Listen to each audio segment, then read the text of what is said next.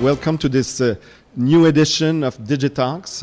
C'est our new series of conferences, monthly conferences, with thought leaders in the digital industry.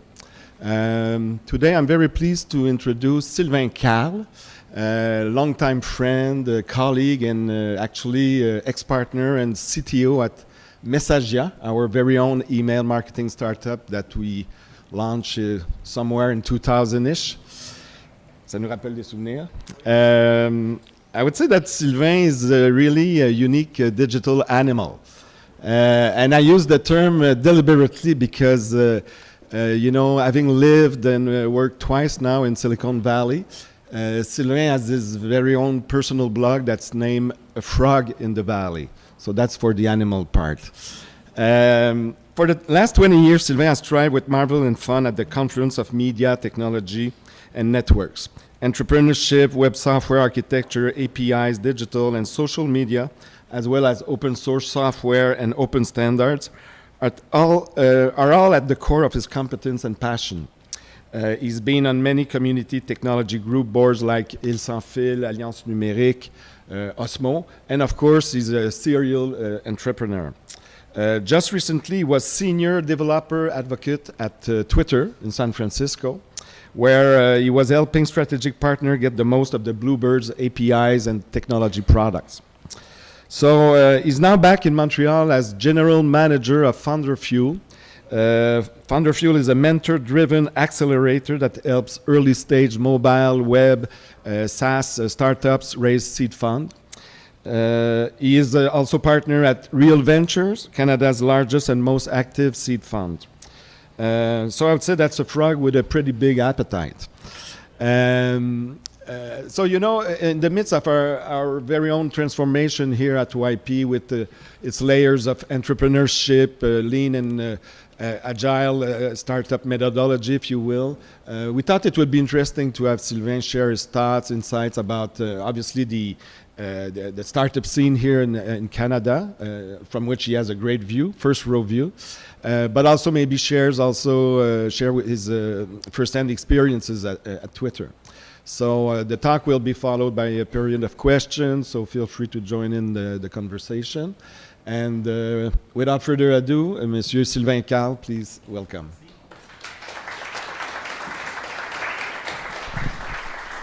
Bonjour tout le monde. Good morning. OK, donc ce matin, je vous parle d'innovation. And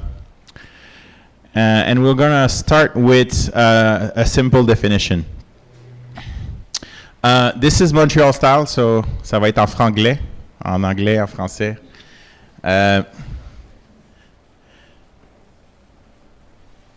Anyone has seen one of those recently? Anyone wearing one this winter? I really like this ceinture fléchée because I was looking for the first Québécois artifact that represented programming. And if you think about it, this is programming. This is code. These are instructions. This is a really like for loops that you would feed to a machine or to a really crafted artisan. So this is the first Québécois program I've been able to find. Please help me if you have something further from the past. I'm always open.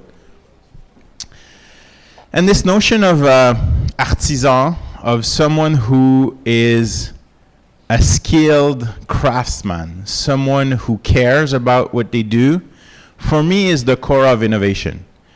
Innovation is doing something new and doing it well. This is the cheapest way to get content for a presentation. You just Wikipedia, and then you could talk for hours. What I like about artisan is that it's both from French and from Italian, and this is it's both functional. So you cannot be a real artisan if you make something that doesn't work. It has to be beautiful. And you're also, when you're an artisan, you're also an entrepreneur. Because if you live from your craft and you can sell your shit, no one's buying it, you're not living so well. So what I really like about this craftsman, cet artisan, is this whole holistic view of you're building something well, you're crafting something beautiful, and you live from it. This is your lifestyle. This is your life. It's not just your style, it's your life. And with that in mind, I'd like to talk a little bit about innovation. And I don't really like the word innovation. J'aime pas le mot innovation. J'ai l'impression que il est un peu galvaudé. So we sort of like lost the truest sense of innovation. So to help define a little bit what innovation is, I thought let's start by what innovation is not. What isn't innovation?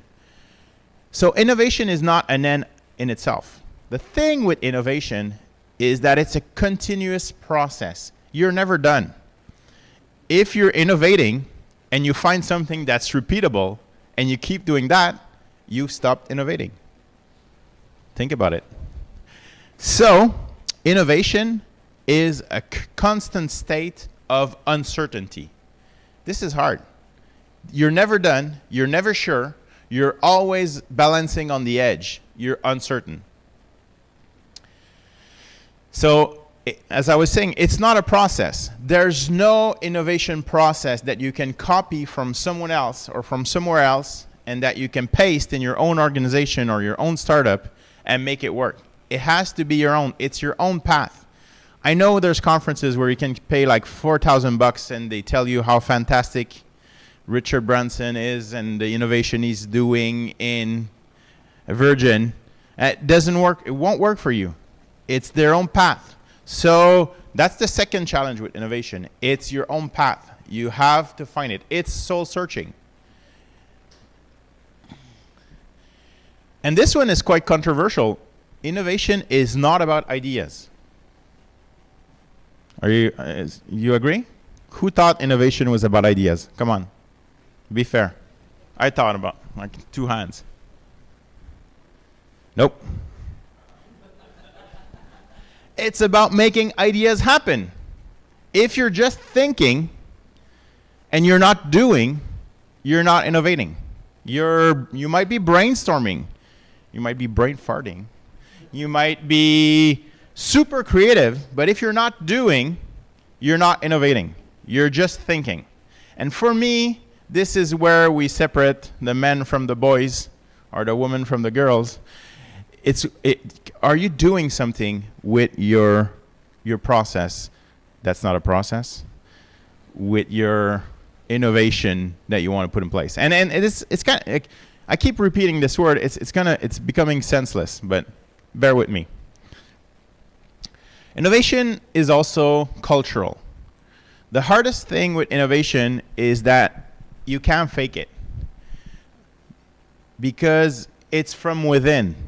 So the strongest factor, the thing that will stop innovation is not bad will, it's mostly culture. It's status quo. Innovation requires uncertainty. Most organizations, big or small, don't do well with uncertainty. So there's a natural resistance to innovation. It's normal. And once you understand that it's normal and that's cultural, you can start to change it. You can start to have a fresh view on it. And if I remember, like 10 years ago, I was in a yellow page building. Didn't look like this. Gray carpets, cubicles, some windows if you were lucky. It matters. Like where you work, it does matter. I was telling Paul, wow, this is a place I could work. This looks nice. Well, we'll talk about the actual work you have to do, but. So innovation is really, really cultural. It's really about culture. And I'm going to talk to you a little bit about Twitter. I had the opportunity to work for 2 years at Twitter, and it was fantastic. For me, it was the epitome. It was like the best concentration of innovation culture I've ever seen. And there's a reason for that, and that's what I'm going to talk about this morning a little bit. But what was really fantastic about Twitter is that even though the three co-founders, when I joined in 2012, the three original co-founders were not working day-to-day in the office at Twitter. There was, when I joined, there was 800 employees at Twitter, and the spirit and the culture of the three co-founders was still pretty much alive and thriving within the company, even though they were not there day to day. And that for me was a testimony of that cultural, deep cultural roots within the organization. And of course, it's a struggle. Like, you can always lose it, but it was quite telling. What's interesting about Twitter too is it's a happy accident. I don't know if you know the story, but this is allegedly the first sketch that Jack Dorsey did of this idea. It's called stat.us at the time. And it was all about sharing via SMS, which was not popular in the US at the time. Group SMS, group texting. What's happening with me? What's really funny about this story is that it happened in a company that was going to shut down. So Jack Dorsey, Ev Williams, Biz Stones, these guys were working at a company called ODO, O-D-E-O. It was a podcasting company because Ev Williams and Biz Stone had built Blogger, revolutionized communication online. This was the vision. The vision of Ev Williams was, let's give everyone a voice. Let's make sure that everyone can be heard online. First major revolution dubbed Web 2.0 at the time. Blogger was part of that. Blogging was a big deal. And they thought, they were thinking about what's next. And they came up with podcasting. They were sure that podcasting, audio, would be the next big thing after blogging. And they were wrong. Not only were they wrong, but if you read this book, which is a fantastic book, it's a true story of Twitter, but I've been at Twitter long enough to tell you it's not all true stories, but whatever. Insider information. But what's amazing is they intellectually, they thought that podcasting would be the next big thing, but they all hated podcasting. They had a mic in the office and they were supposed to record, and no one did it. They hated it. And I don't know if it's because they hated it or because Apple launched iTunes with built-in podcasts. Didn't help. But they were like, we'll close this company. Ev Williams had enough money to say, I'll repay my investors and let's close this company. We just have a few weeks left. I mean, we have 2 weeks left on the payroll. Work on whatever you want. Any crazy idea you have, just work on that. And this was Jack Dorsey's idea. So Twitter was literally born from the ashes of a dying company that completely failed. And he built that with Biz Stone in a few days. And everyone in the office was hooked. They were like, this is amazing.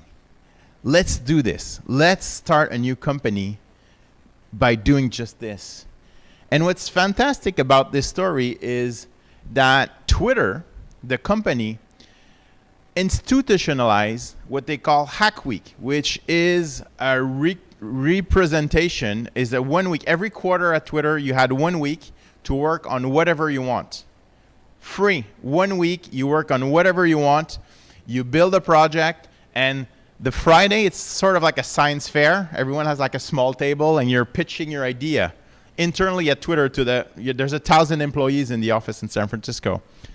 And this Hack Week is exactly why Twitter exists. So it was fun. It was really great for me to see that the way to keep the memory alive is that they institutionalize their Hack Week.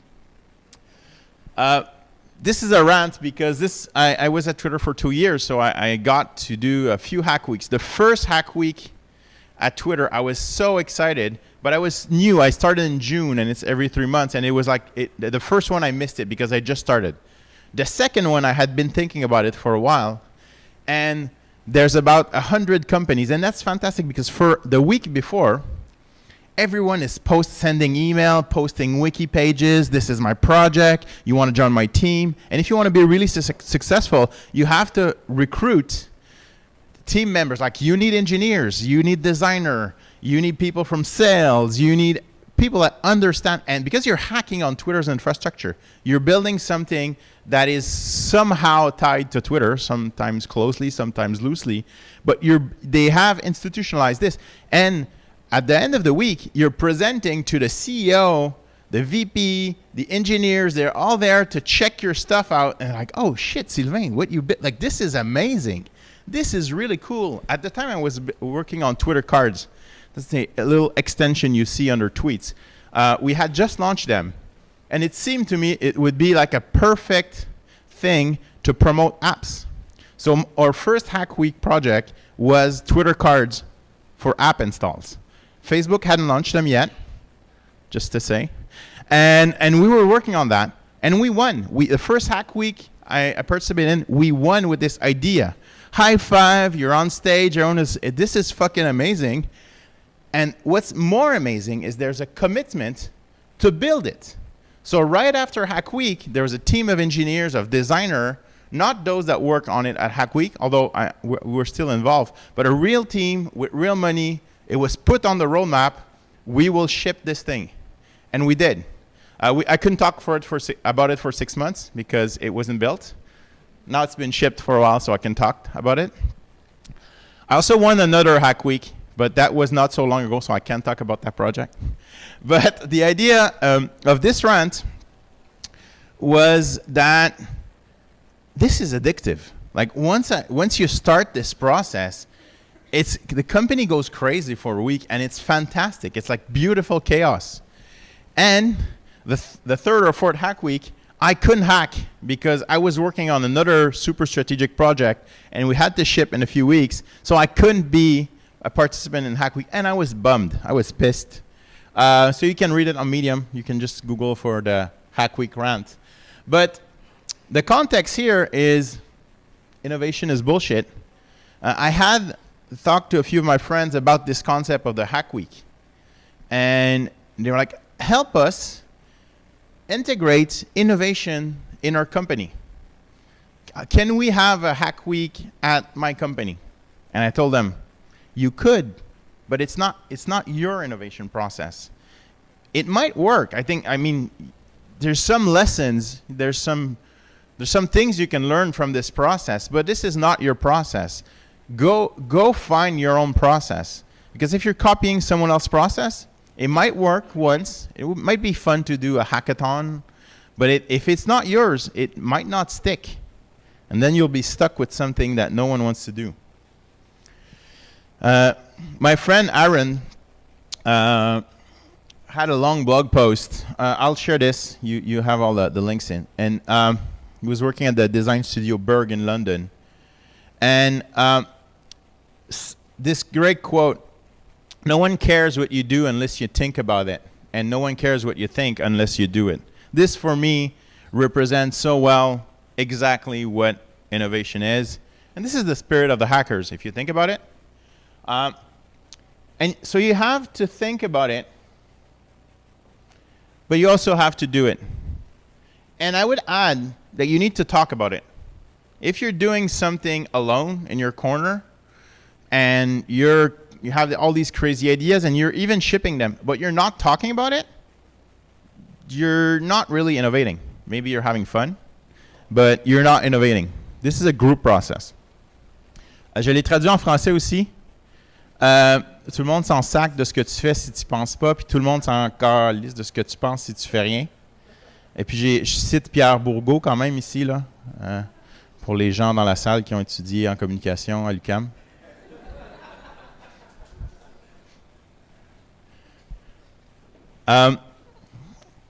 So that was a fantastic experience at Twitter, learning about this, how this innovation process was really from deep down inside. And I want to talk a little bit about territory. This is a small aside, but it's important because most of the roots that you have come from the land that you grow in. I won't bore you with that. This is a fantastic map. This is a map of Nouvelle-France. So it wasn't called Quebec or Canada yet. It was Nouvelle-France. And what's fantastic about this map is that for a while, this wasn't really a thing of its own. It was just like the new version of the old France. It was Nouvelle-France. And the day this switched from being Nouvelle-France to being Bas-Canada maybe, or Quebec after, the day that there was a new name for this new place, it completely changed the perspective. So naming, the way you name things is so important in your process of innovation. That's why innovation is communication. While it was still the new thing from the old thing, Nouvelle-France was managed by other laws. But this was a really interesting melting pot that was brewing here, and it needed a new name to become what it could become. This is my favorite map. This is a map of California. For those of you who are geographically inclined, you'll see that it's false, completely false. But why I love this map so much?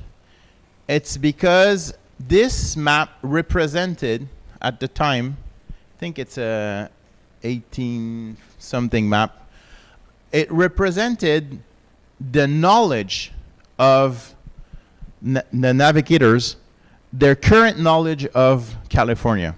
So although it's false, because we know that this is attached to the land, although it's false, it was better. A false map that represents current knowledge is better than no map. And there's something in there.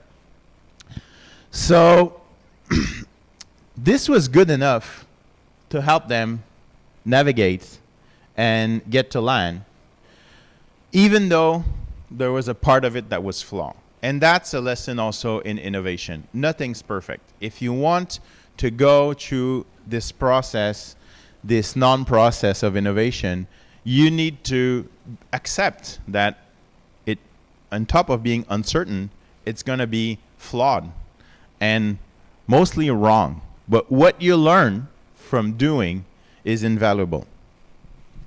Who can tell me what this map represents? Come on, geeks. Who knows? Wait. First, ARPANET, which was the first layout of the internet. Pretty interesting to see the nodes. I mean, there were so few servers connected to it that you could list them all.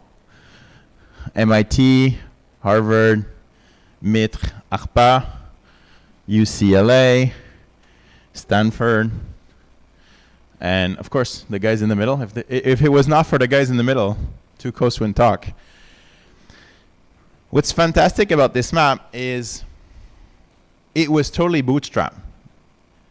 1972, the internet in 1972, I think, from memory. They had to bootstrap everything to make this happen. Now we take this for granted. Like, this is a ridiculous network map. I mean, this is like a corporate map for a medium-sized company in the US. But at the time, no one had built a network like that. And I want to use that example to exemplify something. Why was the internet built? Like, why? What are the sources? And I think there's an interesting story there. This is one of my favorite books, Where the Wizards Stay Up Late, The Origins of the Internet. These are the guys, basically, that bootstrapped the internet. They invented everything. They invented the protocols. They modified the hardware. They invented networking. All of these, some of these guys have laws named after them, like Metcalfe's law for the network. Who knows what the Metcalfe's law represent? This is something square. So the power of a network, every time you add a node to a network, you increase the power of the network squared. So adding one node to a network, it squares your network potential. These guys were Unix hackers. Are they any Unix hackers in the room? One? I know there's a few in the place. Yeah, they're probably in front of their terminal. What's interesting, and I won't read all of these, but this philosophy of how you do things. These guys didn't call themselves innovators. They they might have been calling themselves hackers, maybe. But they had these laws that everything is scriptable and you can replace everything. But you're responsible because we're building this network where we're all connected, so you're responsible of it. It should be easy to edit without complicated tools. Like don't make it hard. You can do complicated things, this is my favorite, by gluing simple things together. No complex system has ever been built in its full complexity from the start. I mean a complex system that works, sorry. You have complex systems that don't work. Simple things connected together, simple systems. And less is more, worse is better. And that's my favorite one. You can break any of these rules. So I had this like little detour from the sources of the philosophy behind the internet history, because I want to talk about change. And change, this is not Barack Obama change, this is organizational change. This is one of my great inspiration, Buckminster Fuller. If you haven't read about Buckminster Fuller, he's actually the one that created this géodésique dôme that we have on Île des Sœurs, la biodôme aujourd'hui. Ça a été inventé par Buckminster Fuller.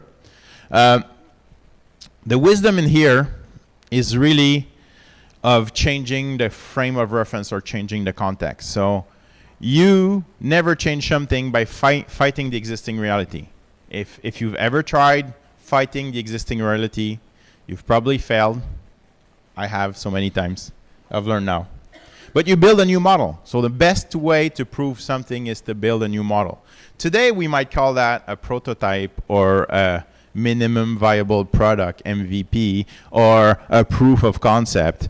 But the best way to prove what you want to prove is to do it and building a new model. The other thing that I really, really loved about California that I've been trying to smuggle in Canada ever since, in my head, they can't stop me, at least for now, they're not reading everything, I hope, is this spirit of collaboration and of exchange. This idea that the best ideas grow when they're shared. So if you have a great idea and you keep it for yourself, it will die. You have to plant your idea in soil, you have to water it, and you have to exchange about it. This is my favorite club ever. Who knows what's the Homebrew Computer Club? Can you name me one member of this club from the 70s in Palo Alto? Steve Jobs. Another guy was called Bill Gates or something in that club. Footnote in the history of computing. But these guys at the time, and that's what I love about this, we're building. This is Wozniak, who was here in Montreal a few weeks ago. These guys, they were kind of weird. Seriously, they were the only one that were working on these personal computers. Nobody thought, like, who needs a personal computer? Come on.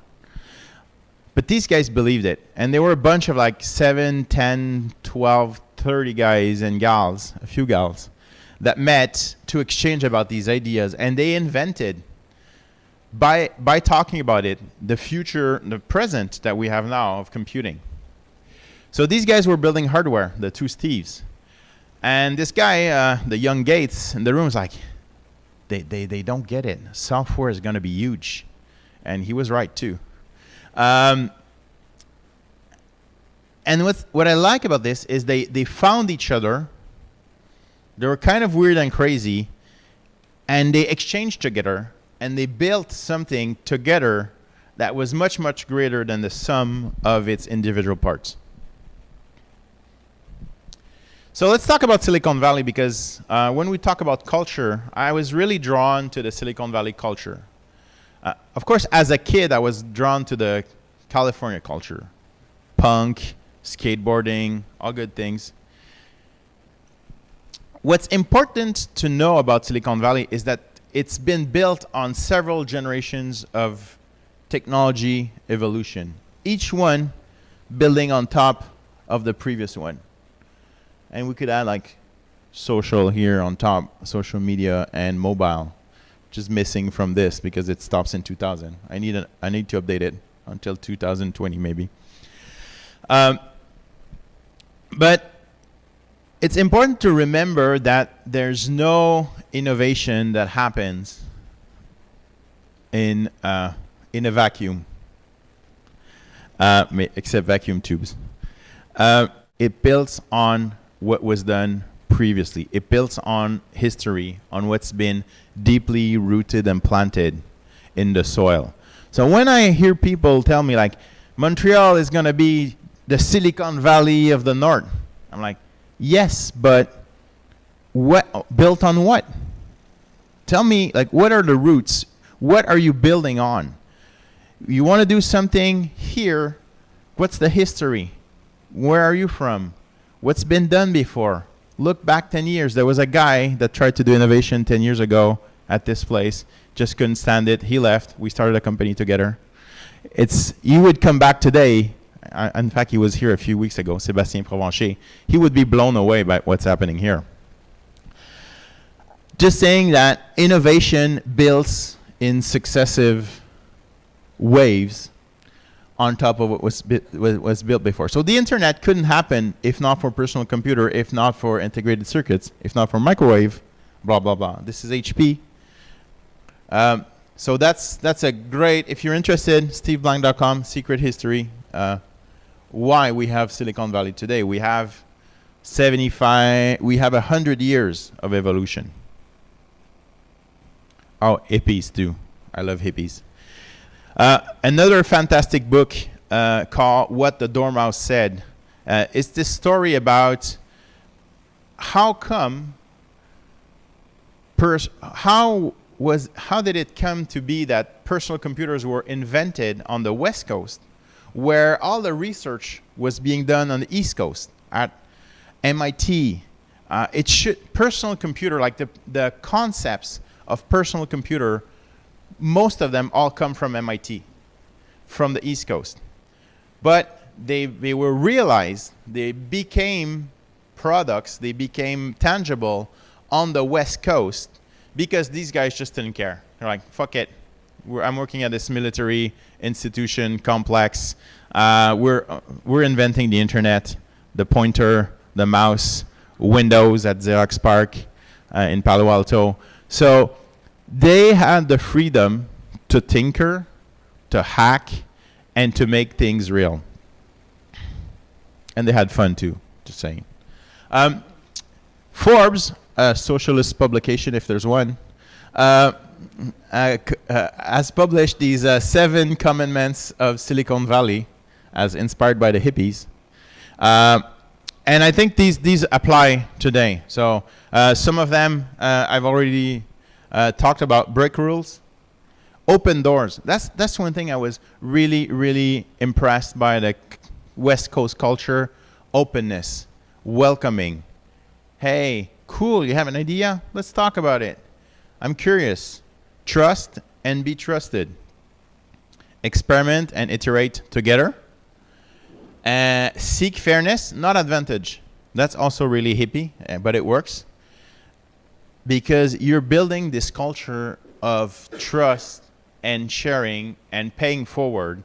And this is the best way to prevent, on French we say politicaillerie, like political bickering.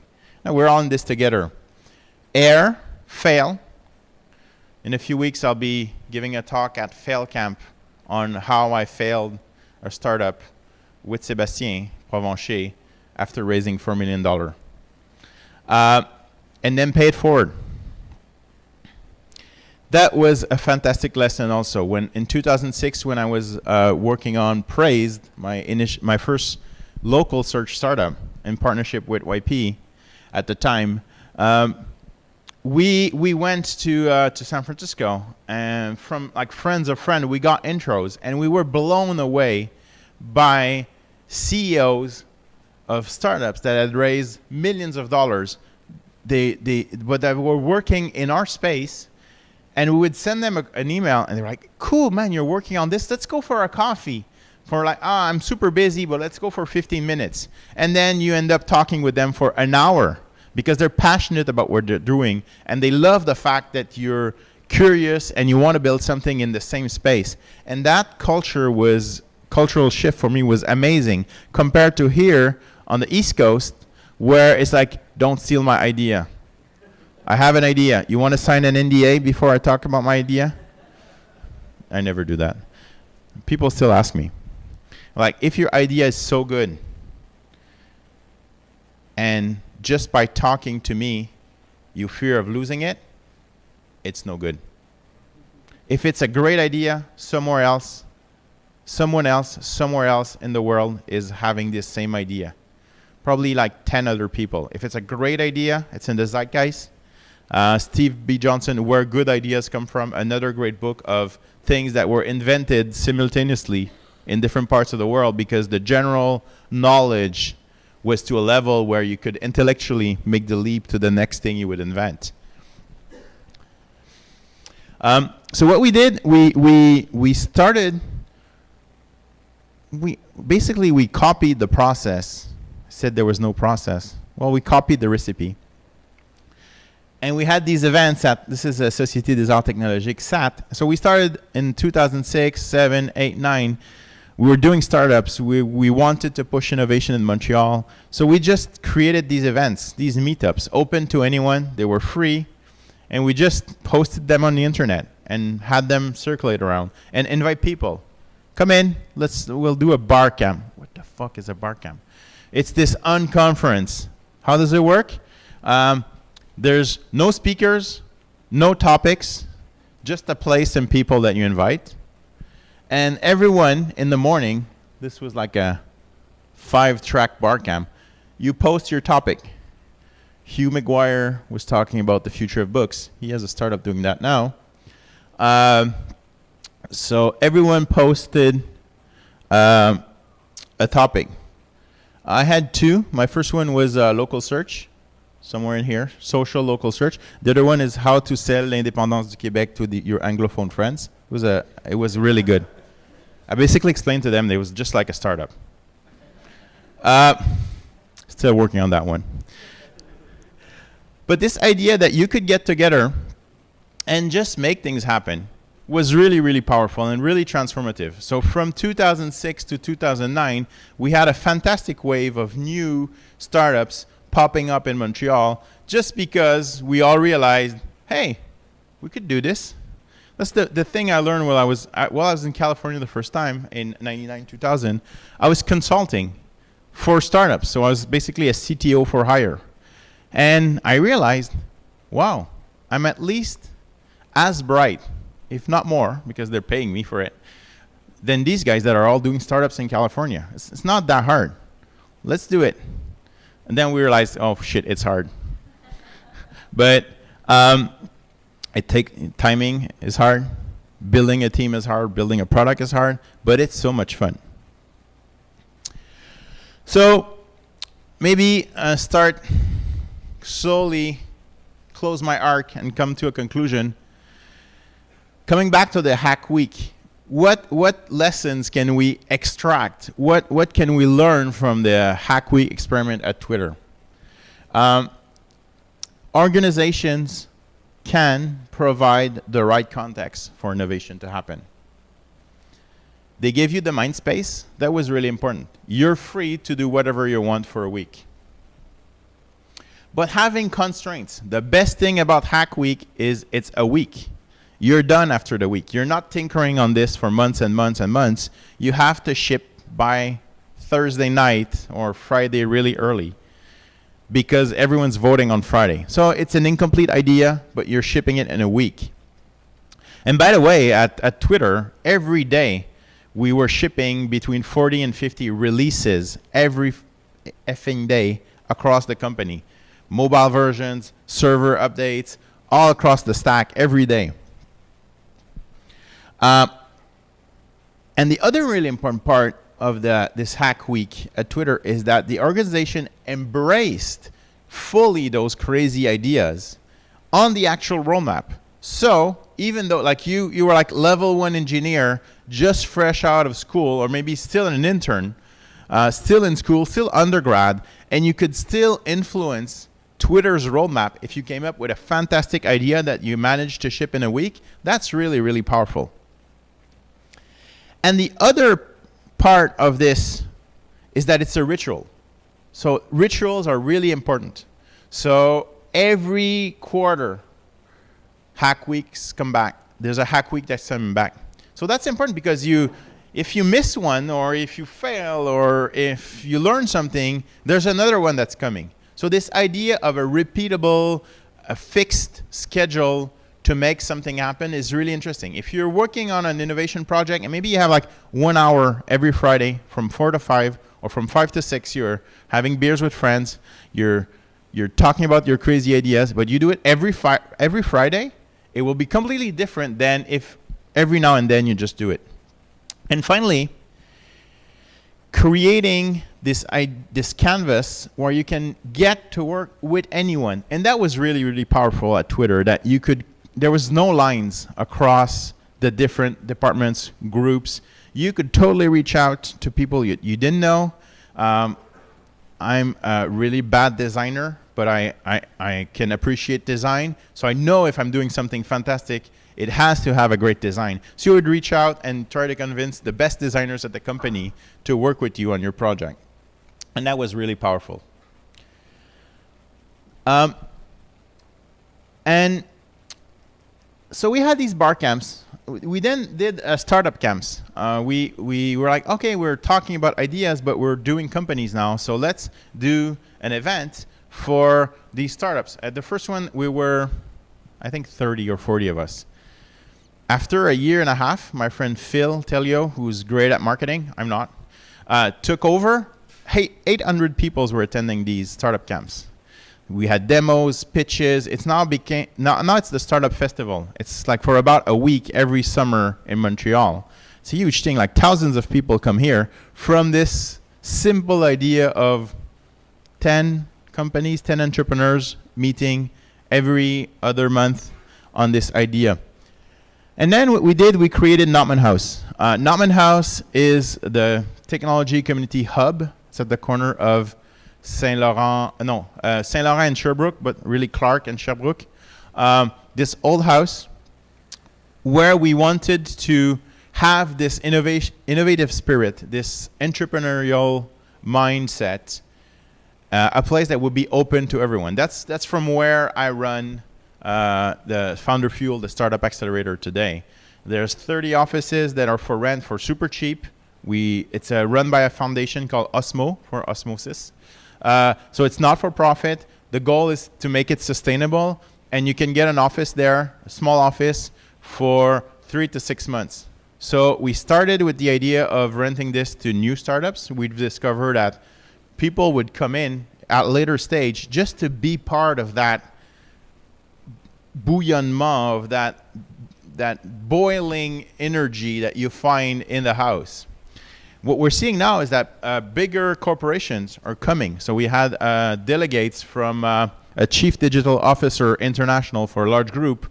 When they visit Montreal now, they come to Notman House. They're like, hey, this is where it's happening. And so this is an interesting moment in time. I think there's an intersection that we need to create between startups and larger companies. We're starting to see it. I've seen it in France. I've seen it in California. It's not happening here. We need to make that happen. We'll work on that together.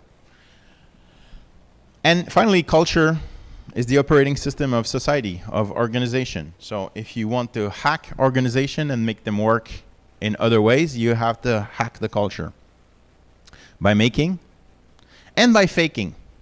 I told you you can't fake it. I lied. You can fake it.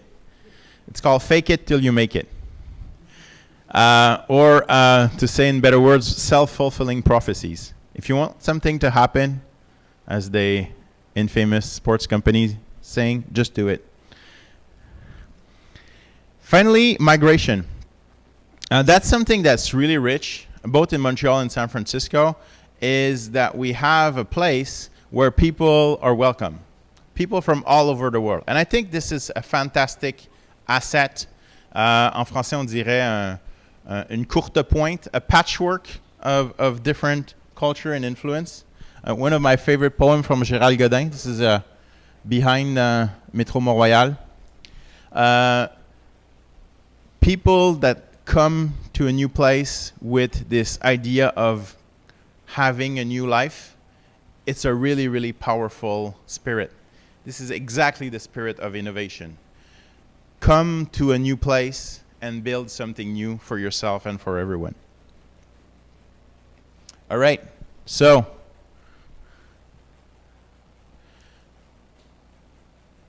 all these ideas. I can't speed it up. It's weaving. Wait, the machine's weaving the pattern. All these concepts that I presented this morning, you have to weave them together. There's a few strands, and it's not until you weave them together that something comes out of it. It's not easy, but we're all explorers. This is, j'aime bien l'image du coureur des bois. These were the entrepreneurs of Nouvelle-France. They discovered land. They were traders. They worked with the natives to put in place good systems. Of course, history has some bad things to tell us about what we did when we invaded North America, but that's another story. This is my 1/16th of Indian blood, I guess, that's speaking. But through all this, you learn by doing. And if there's one thing I want to leave you with this morning, you learn by doing. When I left Twitter in 2014, last year, people asked me, Sylvain, do you have another startup in you? Like, are you going to do another one?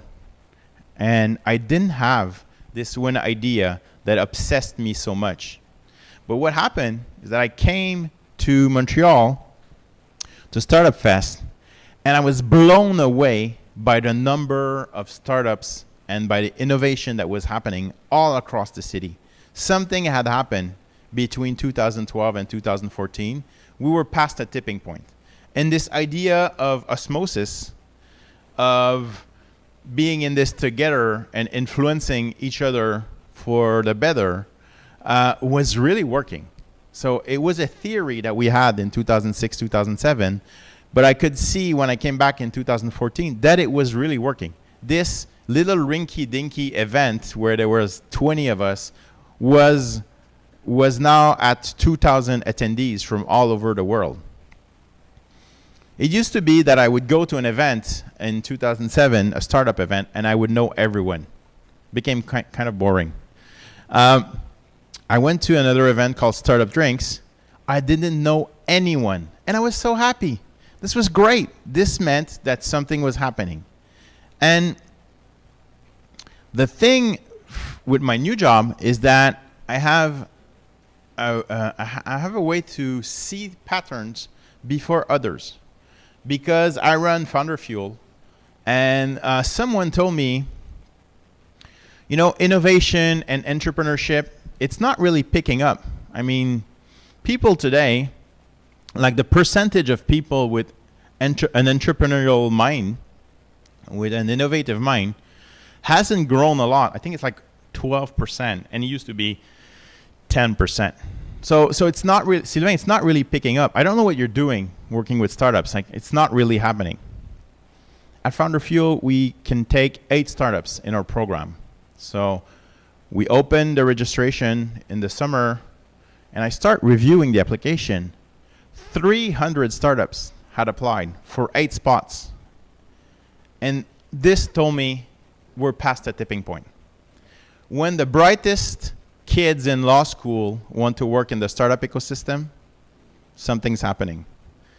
When the brightest minds working on communications and in engineering want to do innovation, they want to change the world, and they have the means to change the world. They have the means through, this is one thing I like a lot, internet geeks invent tool to promote internet geeks. That's what they, like blogs, that's what it is. IRC, GitHub, that they build the tools to build the tools. It's quite meta. So my hope and why I'm here this morning is that I think we're at a point now where we're moving from these hubs like La Maison Notman to a series of hubs in Montreal. I think you guys are becoming one of those hubs. And there's a few spots in the cities that are becoming these hubs. So we're moving from, hey, let's bring everyone to Notman House to, hey, we have a network. It looks like the internet map. We just have a few, but we need to network these places. And people of the same mind and of the same spirit in collaboration should work together. So what's next? So we're moving to nodes in the network. It's going to be decentralized, just like the internet. Peer-to-peer innovation. And it starts with you. That's how I'm going to end. Thank you. Merci.